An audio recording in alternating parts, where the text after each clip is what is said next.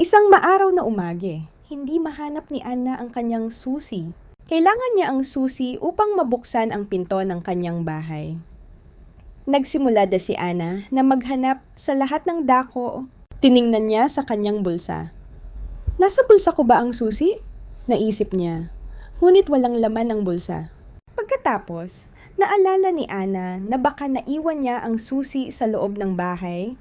Pumunta siya sa bintana upang silipin ang loob. Ngunit hindi niya makita ang susi. Sunod, nagpasya si Anna na hanapin sa ilalim ng doormat. Maraming tao ang nagtatago ng ekstrang susi doon.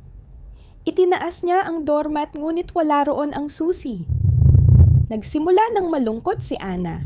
Kailangan niya ng tulong. Tinawagan niya ang kanyang kaibigan na si Tom. Tom, mawala ko ang aking susi. Matutulungan mo ba akong maghanap? Tanong niya. Agad na dumating si Tom. Magkasama nilang tiningnan sa likod ng paso sa harap ng bahay. At doon nakikita nila ang susi. Salamat, Tom.